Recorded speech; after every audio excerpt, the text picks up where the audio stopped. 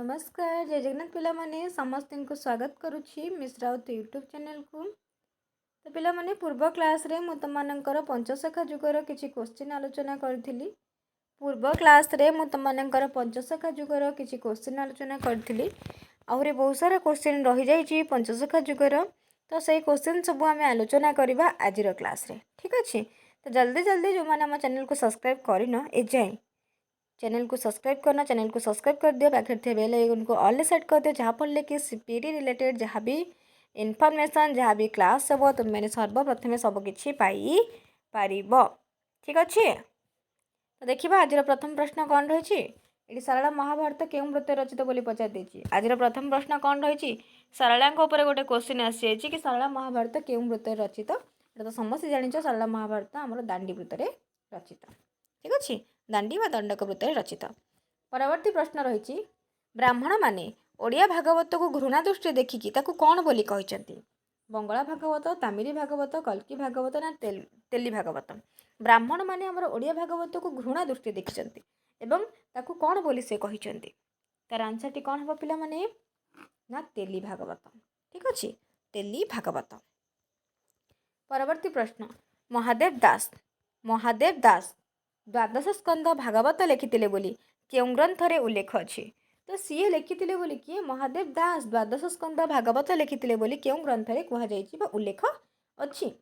मायाधर मानसिंह इतिहास ग्रंथ, बलराम दास दांडी रामायण, दिवाकर दास जगन्नाथ चैतमृत और जगन्नाथ भागवत कौन अच्छी कौन कहुई कि महादेव दास द्वादश स्कंद लिखिं द्वादश स्कंद भागवतर द्वादश स्कंद लिखिं बोली।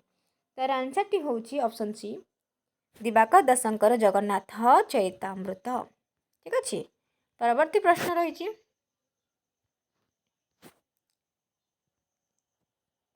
प्राचीन काल रे ओडिया भागवत क्योंठी पढ़ा जाउथिला। युवक संघ, भागवती टुंगी एवं भागवत पिंडा। प्राचीन काल रे हमर ओडिया भागवत क्योंठी पढ़ा जाउथिला। युवक संघ ना ग्राम सभा ना भागवत टुंगी ना भागवत पिंडा कौटी पढ़ा जाउथिला पिला माने। तार आंसर टी हम भागवत टुंगी। भागवत टुंगी रे प्राचीन काल रे हमर भागवत पढ़ा जाउथिला। परवर्ती प्रश्न क ठारू क्ष अक्षर नियम रचित रचना को कौन कहुए। जणन, चौपदी, चौतीसा ना कोइली। क ठारू क्ष पर्यंत रचित अक्षर नियम रचित रचना को कौन कहुए। तार आंसर टी हम ऑप्शन डी चौतीसा। परवर्ती प्रश्न रही चौतीसा केतोटी छंदरे रचित। तो चौतीसा जो रही है केतोटी छंदरे रचित ना दुईटी ना तीनोटी ना गोटे ना 10टी। तार आंसर कौन आसब। तो 86 नंबर जो क्वेश्चन अच्छी तार आंसर आसब सी कौन गोटे। परवर्ती प्रश्न रही ओडिया साहित्य रे प्रथमे किए चौतीसा लिखिथिले। ओडिया साहित्य रे प्रथमे किए चौतीसा लिखिथिले। भूपति पंडित, दीनकृष्ण दास, भक्तचरण दास ना बच्छा दास किए लिखिथिले आम ओडिया साहित्य रे प्रथमे चौतीसा। तो आंसर टी हम बच्छा दास ठीक अच्छे। बच्छा दास प्रथमे लिखिथिले आमर ओडिया साहित्य रे चौतीसा प्रथमे। तो बच्छा दासंकर से चौतीसाटीर नाम कौन। तापर प्रति प्रश्न रहीगला कलशा चौतीसा ना मनव चौतीसा ना जमग्रा चौतीसा ना द्वितीयबोध चौतीसा। निहाती भाव में बच्छा दासंकर जो चौतीसा रही है जोटा कि आम ओडिया साहित्यर प्रथम चौतीसा तार नाम हूँ कलशा चौतीसा। तापर प्रश्न रही सूफी मान भाषा रे चौतीसार नाम कौन। यहाँ भी गोटे इंपोर्टाट क्वेश्चन हिंदी भाषा रे सूफी मान भाषा एमती सब बहुत सारा रही। तो सूफी मान भाषा रे चौतीसार नाम कौन। तित्रिसा, मंगल, तिरिसा ना चौत्रिसा कौन हम। आर आंसर टी कौन हम ना तिरिसा। सूफी मान भाषा रे चौतीसा को तिरिसा बोली कहुए तिरिसा ठीक अच्छे। सेपरी भाव में हिंदी रे चौतीसा को कौन कहुए।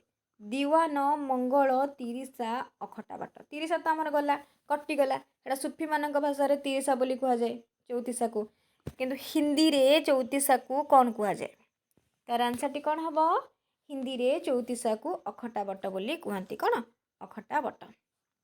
सेमिति परवर्ती प्रश्न रही आरबी रे चौतीसा को कौन कहुए। आरबी रे चौतीसा को कौन कहुए। तिरिसा, मंगल, देवान ना अखटा बाट। तो तिरिसा तो सूफी मानकर हिंदी रे तो अखटा बाट कटिगला आउ दुईटा रहा ठीक अच्छे। आम एमती एलिमेट करवा एमती एलिमेट कले ही आंसर पाइबा तो आरबी चौतीसा को कौन कहुए ताले ना देवान। आरबी चौतीसा को देवान बोली कहुए। बुझिल।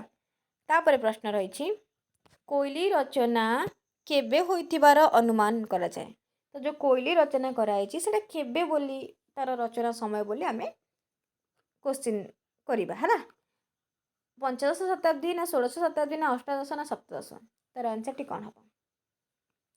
कोइली रचना केबे होइतिबार अनुमान करा जाए ना षोड़श शताब्दी रे अनुमान करा जाए कोइली रचना हेछि बोली। परवर्ती प्रश्न रही कोइली रचनार प्रथम स्रष्टा किए सल्ला दास मार्कंड दास बच्छा दास ना बलराम दास। तो जो कोइली रचना करा जाइछि सेई कोइलीर प्रथम स्रष्टा किए तार आंसर टी होछि मार्कंड दास। चौतीसारे बच्छा दास आसिले मार्कंड दास आसिले आमर कोइली रे। ठीक अच्छे। परवर्ती प्रश्न रही मार्कंड दास प्रथमे क्यों कोइली रचना करते बारमासी कोइली केशव कोइली अर्थ कोइली ना ज्ञान उदय कोइली। तो क्यों कोइली प्रथमे मार्कंड दास रचना करथिले। मार्कंड दास प्रथमे क्यों कोइली रचना करथिले। ए क्वेश्चन आंसर टी भी मुझे तुम छाड़ी। ठीक अच्छे। ये बहुत इजी क्वेश्चन टे बहुत इजी क्वेश्चन। मार्कंड दास प्रथमे क्यों कोइली रचना करथिले बहुत इजी क्वेश्चन आर आंसर तुम्हें मैंने दबा। परवर्ती प्रश्न केशव कोइलीर अन्य नाम कौन। केशव कोइलीर अन्य नाम कौन जशोदा कोइली ना बारमासी कोइली ना ज्ञान उदय कोइली ना अर्थ कोइली। तो जो केशव कोइली रही से कहार बोली मुझे निहाती भाव में पचारि तो तार अन्य नामटी होउछि तार अन्य नामटी होउछि जशोदा कोइली। कौन ना जशोदा कोइली। परवर्ती प्रश्न आसाम रे कोइली को कौन कह जाए जमती चौतीसा सेमती कोइली। आसाम रे कोइली को कौन कह जाए 12 मास ना 12 मासी। तो आसाम रे कोइली को कौन कह जाए यार आंसर टी हम 12 मासी बोली कह जाए कोइली को कोठी आसाम रे। परवर्ती प्रश्न हिंदी रे कोइली को कौन कह जाए 12 मास 12 मासिया ना 12 मासी 12 मास तो कटिगला हेटा आसाम रे कह जाए। तो हिंदी रे कोइली को कौन कह जाए ना हिंदी रे कोइली को 12 बोली कह जाए 12 बोली कह जाए हिंदी रे कोइली को। ठीक अच्छे। परवर्ती प्रश्न आसीगला रुद्र सुधांधीर रचयिता किए नारायण नंद अवधूत स्वामी नारायण नंद बिहारी नारायण नंद अवधूत स्वामी विचित्रानंद अवधूत और शंकरानंद किए रुद्र सुधांधीर रचयिता। जानी जेकोसी क्वेश्चन आंसर तुम जाच से ही तुम फास्ट पार्टी स्लीप कर। तो ये आंसर अलरेडी मुझे कही सारी रुद्र सुधानिधिर रचयिता होउछंती नारायण नंद अवधूत स्वामी। परवर्ती प्रश्न रही नारायण नंद अवधूत स्वामी केउठारे प्रसिद्ध जोगी थिले एरकार वन ना आम्रकानन ना केउठी नुहे ना एकाम्र वन। तार आंसर टी कौन हम कौटी से थिले जने प्रसिद्ध जोगी। तार आंसर टी होची एकाम्र वन। परवर्ती प्रश्न रुद्र सुधांधीर अनुमानिक रचना समय कारण तार कौन गोटे पर्टिकुलर समय ना पर्टिकुलर डेट तार नहीं तो हूँ आनुमानिक। रुद्र सुधानिधिर आनुमानिक रचना समय होउछि तार आनुमानिक रचना समय। तो तार आनुमानिक रचना समय होउछि एटा आनुमानिक रचना समय। ठीक अच्छे। परवर्ती प्रश्न रही रुद्र सुधानिधि ग्रंथ रे केउं धर्म कथा कह जायछि रुद्र सुधानिधि ग्रंथ रे केउं धर्म कथा कह जायछि शैव धर्म सौर धर्म बौद्ध धर्म ना महिमा धर्म। तार आंसर टी कौन हम तो रुद्र सुधानिधि ग्रंथ रे शैव धर्म कथा कह जायछि रुद्र सुधानिधि शिवंग कथा कह शैव धर्म कथा कह जायछि। परवर्ती प्रश्न अभिनव चैतन्य किए जड़े जोगी ना जड़े भ्रष्टाचारी ना जड़े चोर ना जड़े भोगी। तो अभिनव चैतन्य किए से जड़े किए सी होचंती जड़े जोगी। तार आंसर मिलगला सी होचंती जड़े कौन जोगी। परवर्ती प्रश्न अभिनव चैतन्य कहार अभिशाप रे मानव जन्म नेले शिवंकर ना पार्वतींकर ना गणेशंकर ना विष्णुकर कहार अभिशाप पाईकि से मानव जन्म नहीं। तार आंसर टी हम शिवंकर अभिशाप नहीं कि से मानव जन्म पाई। परवर्ती प्रश्न रुद्र सुधानिधि केउं प्रकार रचना रुद्र सुधानिधि गोटे केउं प्रकार रचना गद्य काव्य नाटक पद्य तार आंसरटा होची गद्य गद्य तो रुद्र सुधानिधि गद्य आ पद्य भी कह जाउची कहीं पर्टिकुलर तार भी सेमती किसी सेटा केउं प्रकार रचना बोली हमें कहि परिबन तमे यदि पढ़िथिबो तार समालोचना पढ़िथिबो बहुत जानिथिबो कि सेटा गद्य पद्य भी कह जाउची बेसी टिके गद्य आकार रे अछि हला तापरे प्रश्न अभिनव चैतन्य केउंठी मानव जन्म रे अवतीर्ण होइतिले बा केउंठी जेतबेले से मानव जन्म रे जन्मग्रहण नेले सेतबेले से केउंठीकार देश रे बा केउंठी रे केउं जागा रे से जन्मग्रहण करथिले ठीक अछि पर्टिकुलर आंसर कौन हबार वसुधा मंडन कटक जेतबेले अभिनव चैतन्य जो मानव जन्म रे जोठी जन्मग्रहण करथिले से जगार नाम होची वसुधा मंडन कटक।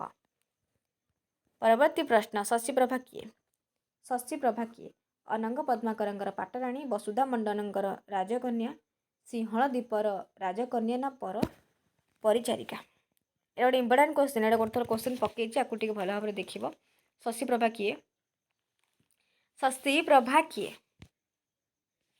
तार आंसरटी होची अनंग पद्माकरंकर पाटराणी अनंग पद्माकरंकर पाटराणी होचंती शशिप्रभा बहुत इंपोर्टाट क्वेश्चन आपको मन रखियो ठीक अच्छे तो आज क्लास रे तमानकर सरी जाइछि पंचसखा उपरे जहाँ भी सब क्वेश्चन थिला सब किछि तमानकर सरी जाइछि ठीक अच्छे तो आज क्लास टी तमको भल लगी जदि तमक उपयोगी होइथिबो तो निहाती भाव में पिला माने गोटे लाइक करने सहित निज सांग मानू शेयर करदेव जहाँफल कि सेमाने मध्य पढ़ी पारिबे तांकर जहाँ भी जोड़ा दरकार जो इम्पोर्टाट क्वेश्चन ताको पाई पारिबे ठीक अच्छे धन्यवाद जय जगन्नाथ पिलाने।